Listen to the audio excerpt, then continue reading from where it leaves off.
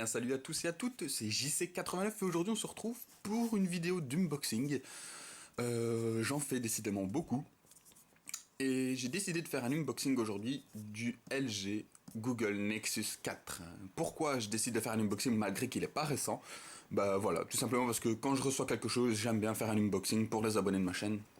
Notamment ici, bon, ceux qui suivent ma chaîne fréquemment le savent que je fais souvent des unboxings de ce que j'achète pour vous le montrer un petit peu. Donc voilà, je l'ai reçu ce matin. Je tiens à m'excuser si jamais ma voix n'est pas super forte comme d'habitude, j'ai envie de dire, mais je me suis réveillé il y a pas très longtemps, donc voilà.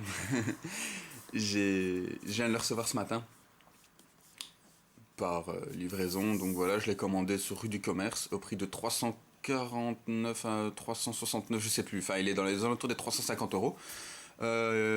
Pourquoi je l'ai pas commandé sur le Google Store, sur le Play Store? Parce que dans mon pays c'est pas disponible. Bon, je rappelle que je suis un résident de Belgique, donc j'habite en Belgique et apparemment le Play Store ne livre pas en Belgique. Donc voilà pourquoi je l'ai commandé ailleurs. Et dans les magasins, bien sûr, il est pas trouvable. En tout cas, pas ici. Donc voilà, j'ai eu la surprise de le recevoir ce matin et on va d'abord, avant d'ouvrir la boîte, faire un petit tour rapide du propriétaire. Donc voilà, c'est LG, c'est le deuxième de la gamme Nexus. Le premier était un Galaxy Nexus fait par donc Samsung. Et ici, on va un peu passer en revue ce qu'il a. Donc c'est du Jelly Bean 4.2. Je vais essayer de voir, ouais, peut-être que derrière il fait écrit, je vais quand même enlever. Non, la boîte est très sobre, vous voyez, c'est du Nexus. Hein. En dessous, il fait rien écrit à part les numéros de série. Avant de continuer, je vais vite donc faire un tour de ses capacités. Donc il est sur Jelly Bean 4.2 sans surcouche, donc pur Android. Bien sûr, Android 4.3 est sorti récemment, donc le Google Nexus est l'un des seuls terminals à disposer actuellement de Android 4.3. Bien sûr, les appareils de Google bénéficient en premier des mises à jour, comme les tablettes, hein, la Nexus 7, tout ça. Donc voilà, il a un écran de 4,7 pouces, avec une dalle True HD IPS+, et une résolution de 1280 par 768. Donc il a un peu plus de pixels qu'un écran HD classique de 1280 par 720. Il a une densité de pixels de 318 ppi. Donc c'est pas mal du tout. Et c'est appréciable qu'il y ait 768 à la place de 720 habituels. Bon, il n'y a pas de touche physique, donc, mais ça on en reparlera. Donc il y aura les commandes tactiles sur l'écran qui se mettront, donc une petite bande noire, comme on avait sur le test du Huawei Ascend-P6 que j'ai fait il n'y a pas si longtemps. Il a une protection d'écran, donc il est protégé contre les rayures. L'écran c'est du Gorilla Glass 2. Il est propulsé par un processeur Qualcomm Snapdragon S4 Pro APQ. Excusez-moi, je perds la ligne. APQ 8064 quadruple cœur cadencé à 1,5 GHz. Je connais pas tout ça de tête, hein, je regarde bien entendu. Et il est propulsé également par un chipset graphique Adreno 320. Ça donne des specs très bonnes, même encore à l'heure actuelle. Point de vue de son prix en tout cas. Voilà pourquoi j'ai commandé un Nexus 4, parce que c'est un appareil qui est encore valable, même très très très valable, et qui tient encore tête au modèle actuel, haut de gamme, avec de par ses spécifications techniques. Il a 2 Go de mémoire vive, RAM, donc 2 Go de RAM. Il est disponible en 8 ou 16 Go ROM, donc mémoire interne. Ici, en l'occurrence, c'est un 16 Go, 8 Go étant un peu suffisant, car, et c'est un de ses points noirs, il n'est pas possible d'augmenter sa capacité avec une carte micro SD. Donc, c'est une sorte d'unibody, on ne sait pas ouvrir la batterie ni rien, et on ne sait donc pas mettre de carte mémoire. Il ne supporte pas donc les micro SD.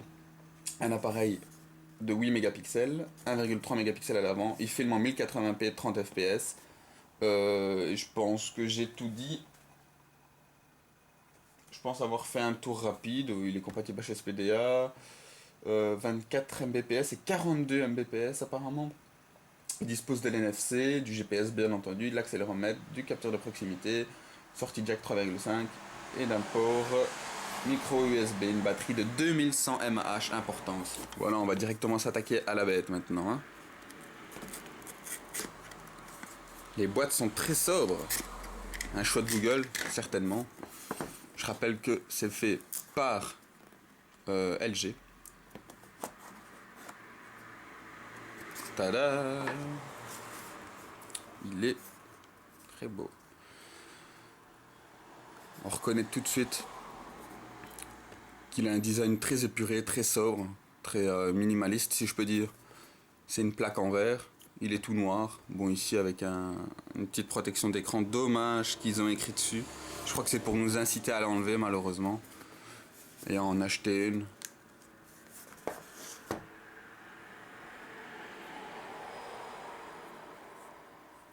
Bon voilà ici une question sur votre mobile et on remarque directement ici, je voulais vous le montrer après mais tant pis on va le voir maintenant, cet effet vraiment pas mal du tout, vous voyez, hop ça disparaît, ça réapparaît, j'espère que vous voyez ça bien à la caméra. Moi je le vois sur le petit écran, voilà cet effet de genre pixelisation, c'est des genres de petits ronds un peu bling bling si je peux dire, mais ça reste super discret et c'est uniquement à la lumière. Vous voyez là par exemple on le voit pas, là moi je le vois pas de face par exemple. Et ici une fois qu'on le met à la lumière, ben on voit ces genres de petits ronds pixels là je sais pas quoi qui apparaissent et je trouve cet effet plutôt bien réussi. Ça en jette un petit peu je trouve, ça change. Moi c'est tout pour me plaire en tout cas. Donc voilà, on retrouve ici, bon j'ai commencé par l'arrière, c'est un peu inhabituel, mais bon, c'est le côté par lequel je l'ai sorti, donc je vais vite voir, il y a une protection d'écran à l'arrière. La caméra à l'arrière, donc 8 mégapixels avec le flash LED. Il paraît qu'elle est pas terrible, bon ça on le verra lors du test que je ferai plus tard. La tranche ici. Je m'excuse si vous entendez bruit de camion tout ça. Mais la fenêtre est ouverte et je suis en plein sur une rue là. Donc voilà. L'avant, je vais voir après l'avant. Les côtés, pardon. Caméra frontale ici de 1,3 mégapixels, je le rappelle. Le bouton on-off ici. Le bouton volume plus, volume moins. Bouton en plastique. Hein. Oups, si je me trompe de zone, ça ne va pas aller. Ici, on n'a rien. On n'a rien en dessous. C'est vraiment une plaque de verre, comme vous pouvez le voir ici. C'est une plaque de verre, on n'a rien en dessous. Normalement, ici, il y a une LED de notification. Bon, ici, on la verra pas, bien entendu, étant donné que le téléphone est éteint. Je pense, voilà, ici, on a les vis qui sont apparentes. Fais la mise au point, s'il te plaît, ma caméra. Oui, oui, c'est bien. Voilà, une vis ici, une vis là, bon, ça c'est... Et le port micro USB, un micro...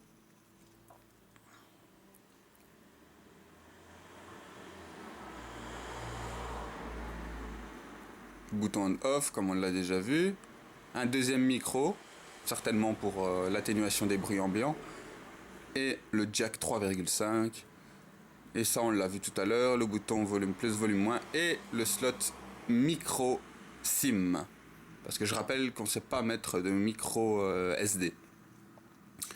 Donc voilà, ici il a une bordure en effet chromé comme ça. Je pense pas que ce soit du métal. Ça me paraît être du plastique. Hein.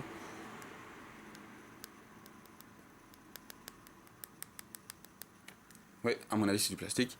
Donc voilà, un peu imitation chrome quoi, c'est comme ça. Et ici tout sur le côté, ça lui donne un peu un aspect premium si je peux dire. Et il est en verre quoi, hein. Donc il est tout en verre, bien sûr, je le rappelle.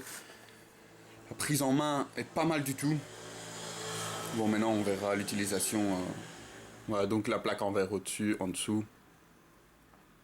Et donc, je pense avoir fait un tour du téléphone déjà. Bon, on voit déjà les petites traces de doigts. Est-ce que c'est le film plastique? Mais je pense pas. Ça reste du verre, c'est fort marquant. Donc voilà, ici, on va le mettre de côté pour le moment. On va voir le contenu du packaging, donc de la boîte. Voilà, donc on va voir le contenu du packaging de la boîte.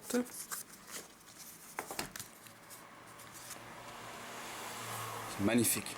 Il n'y a rien de spécial. Hein. C'était juste pour montrer. Guide rapide de démarrage Nexus 4. Petit truc classique.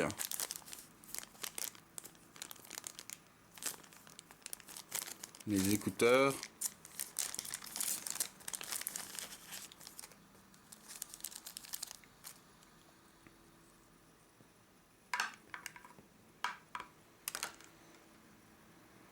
Ils sont emballés bizarrement. Je pensais qu'ils auraient plus fermé que ça. Bon, c'est du jack 3,5, bien entendu, classique. Et ce sont des intra-auriculaires, hein, bien entendu. Bon, je sais pas encore s'ils sont de qualité. J'essaierai de les tester si j'en ai l'occasion. Enfin voilà, ce sont au moins déjà des intra-auriculaires, ce qui est déjà pas mal du tout. On n'a pas toujours ça, hein. Je rappelle que le Huawei A7P6, étant donné que c'était le dernier que j'ai pu déballer et tester, n'avait pas d'intra-auriculaire. Avec bien sûr des bouchons différents pour différentes tailles d'oreilles. Éternisé là-dessus. Le câble USB. Je regarde sa longueur par la même occasion. Il fait un mètre, au moins 1 mètre, hein, facile. Donc voilà, bon, il n'y a rien d'exceptionnel à montrer, hein. C'est un câble USB, tout ce qu'il y a de plus classique. Et de l'autre côté, un micro USB. Voilà. Vous pouvez le voir, hein, il n'y a rien d'exceptionnel à ça. Voilà. Ça, c'est la petite languette pour éjecter le tiroir de la micro SIM. Parce que je rappelle que c'est une micro SIM. Et le chargeur secteur, donc le transfo du courant. Voilà.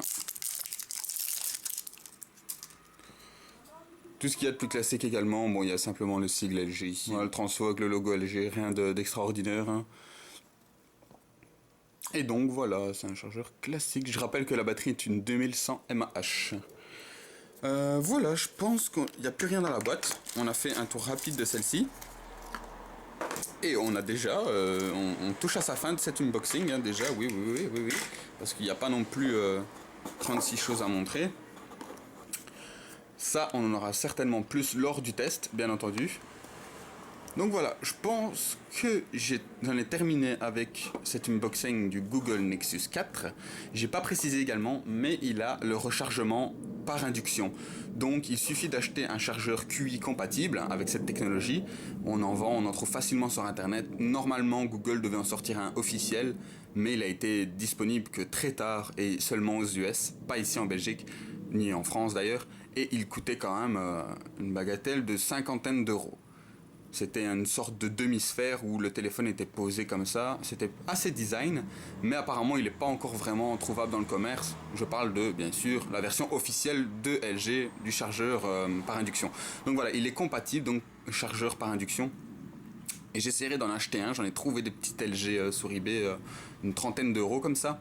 35 euros qui viennent de Corée avec la livraison gratuite. Donc j'essaierai bien pour voir ce que ça donne un peu cette recharge par induction. Parce que ça m'intéresse pas mal. C'est vrai que toujours débrancher, rebrancher, c'est un peu embêtant. Et sur la table de nuit, ça doit être pratique. Au moins, ça permet de surélever le téléphone. Parce que je voulais pas montrer, honte à moi, mais le haut-parleur est ici. Et ça, apparemment, j'avais vu que ça pouvait créer des petits problèmes. Ouais, je pensais que c'était un défaut de fabrication. J'allais déjà m'énerver, mais non, en fait, c'est simplement une petite tute pour retenir... Enfin, pour protéger l'écran. Vous voyez, là, on voit bien les petites finitions pixelisées comme ça. Donc, le haut-parleur est ici. J'espère qu'il ira plus fort que sur le Huawei A7P6. C'est ce que je redoutais. Mais normalement, je me suis un peu renseigné. Et normalement, il devrait être bien plus puissant que le Huawei A7P6. Parce que le Huawei A7P6 n'allait pas fort du tout, à mon goût en tout cas. Donc voilà, le haut-parleur est ici. Et c'est ça l'avantage. Si vous le mettez sur un petit chargeur par induction, bah, il va le surélever un petit peu. Et donc, le son ne sera pas caché par la surface plane sur laquelle vous allez le déposer. Je sais pas si vous me suivez un petit peu, mais moi je me comprends en tout cas, et de toute façon on en parlera sûrement lors du test, parce que oui, il y aura un test qui va suivre, le temps comme d'habitude que je le teste une bonne semaine, pour voir un peu ce qu'il a dans le ventre. Donc voilà, j'en ai fini avec cet unboxing du Google Nexus 4 de chez LG bien entendu. N'hésitez pas à poser des questions, si jamais j'ai oublié de préciser quelque chose. Bon, c'était un unboxing, la partie test viendra dans peu de temps. Merci d'avoir regardé la vidéo, c'était JC89 et je vous dis à la prochaine pour une autre vidéo. Salut, ciao ciao.